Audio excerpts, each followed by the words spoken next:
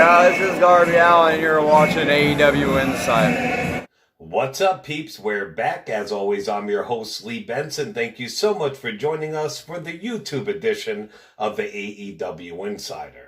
I'm off of work right now, so I'm going to be bringing you guys a lot more content. I wanted to release a show yesterday, but there just wasn't enough wrestling news. I didn't want to waste either one of our times. Anyway, we got a really good show.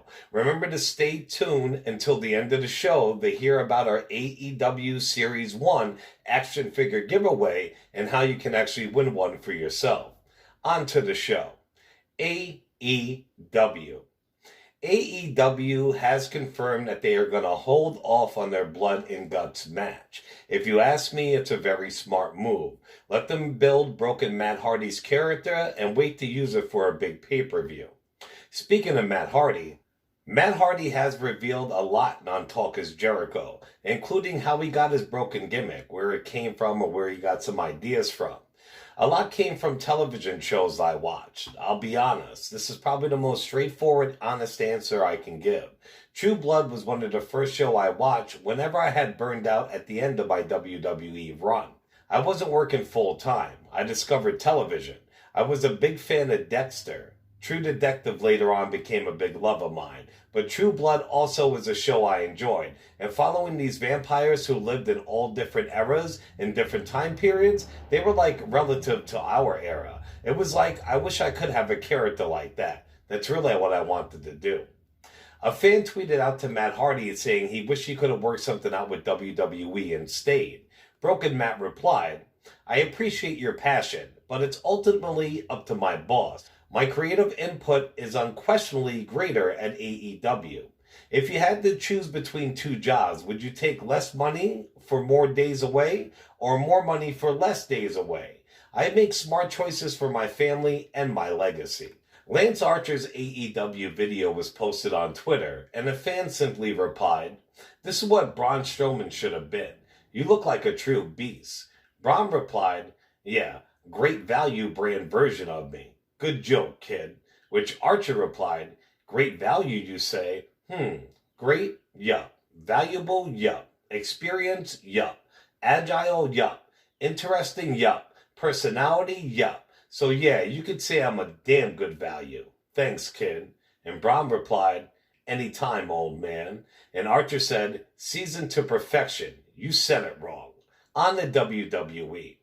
Well, Vince McMahon is not happy with CM Punk. Ringside News has learned that CM Punk's name only came up one time during WrestleMania planning. It was immediately shot down by Vince McMahon as he said, "Punk is not to be trusted. He has serious issues."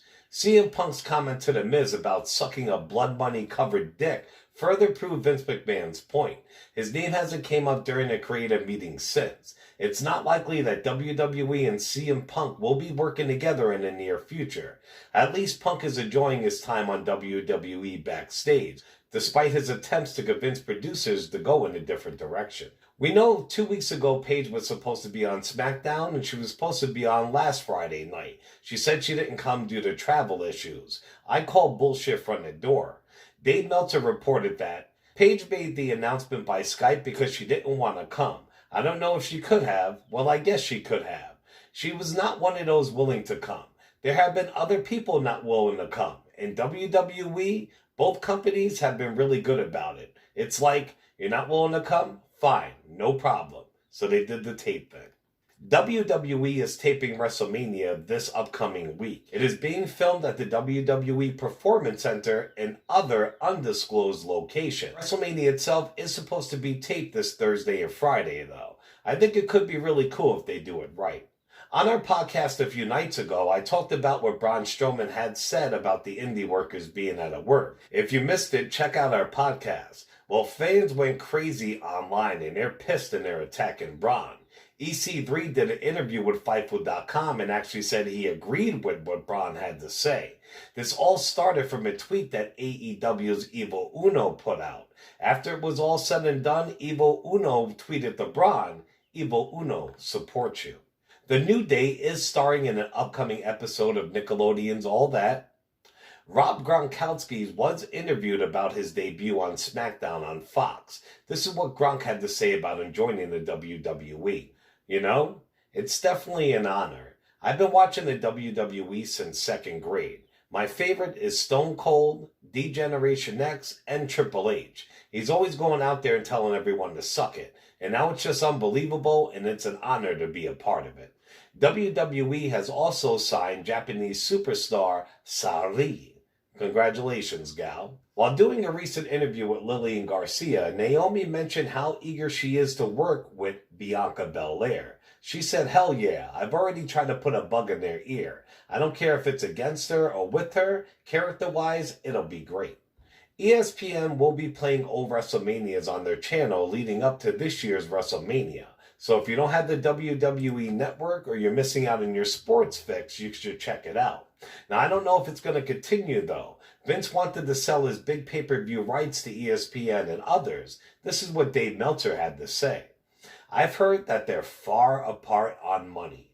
Vince wants a figure, and I don't know if it's accurate. They're in negotiations. But the figure I heard, and again, I don't know if it's accurate, I'm not giving the number, Vince actually believes that his pay-per-views are worth more than UFC's. And again, is ESPN going to jump into a big financial thing? Ring of Honor. The villain Marty Scurll did an interview with Wrestle Talk, and he gave his reasons for signing and staying with Ring of Honor. I'm sure most expected me to go to AEW. And of course, Matt and Nick Jackson are two of my best friends in the entire world. I love them and I love what they're doing. I'm very proud of them. When it came to my decision though, I like to have my own vision, my own dreams. And an opportunity came to create a promotion in my own vision was something that I always wanted and I just couldn't turn down. I've been wrestling for a very long time and it was something new, a new challenge I set for myself. Ring of Honor has always been amazing to me and I'm very grateful for the opportunity to be more involved. They have their trust in me and it really gives me a chance to be creative, which I've always enjoyed more than anything. I have a great relationship with Tony, Cody, Kenny, and it's all cool. We're all doing our own things and we're making a big splash in the wrestling world. Random wrestling news. Now, I've been reporting on WWE's Sunny, aka Tammy Sytch, for a while. She spent a year in a county jail in Pennsylvania and was just released a few weeks ago. Well, now all of you Sunny fans who loved her when you were a kid and thought she was sexy, what have you, Tammy is actually starting a premium Snapchat account where we can see her nude and a lot more. Class of 2009 WWE Hall of Famer Coco Beware has had a GoFundMe set up for him to pay for a necessary knee replacement surgery. He doesn't have insurance, so he has to pay the bill himself, and his fans can help chip in towards his $10,000 bill. The wrestler who played Chris Benoit in the episode of Dark Side of the Ring has been revealed. When I was watching it myself, I thought it was Eli Drake. Come to find out, it was wrestler Tyson Dukes, who had this to say. It was an honor to play Benoit. I idolized him growing up. He is the reason I wanted to be a pro wrestler. To be a part of this was surreal. If you haven't, check this out. AEW announcer Justin Roberts in the episode, and he had this to say. I just got hit hard by the Chris Benoit episode of Dark Side of the Ring, which was very well done. This brought back so many memories from that period in time, which were hard to wrap my head around then and again. Hearing the stories from some of my brothers and sisters who were close to him, you could feel their pain and it helped tell the story, but it also hurt to watch.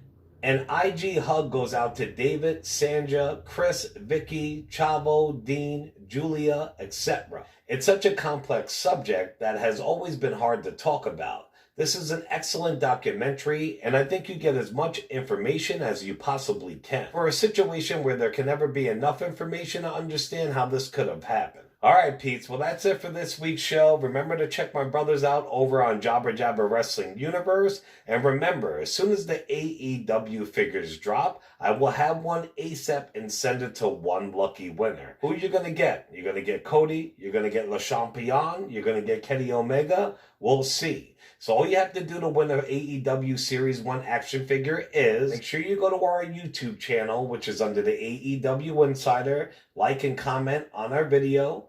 Also, make sure you go to our Facebook group under the AEW Insider and join it. And follow us on Twitter. It's the AEW Insider 1. So like and comment on the video, join our Facebook group, and follow us on Twitter, and boom, you're in the running. I've been doing a lot more podcasts. Like I said, I'm off of work now. So if you want your wrestling news, make sure to check us out on all major podcasting platforms, Facebook and YouTube under the AEW Insider, and on Twitter under the AEW Insider 1. As always, I'm your host, Lee Benson. I'll see you guys soon. Ciao, peeps.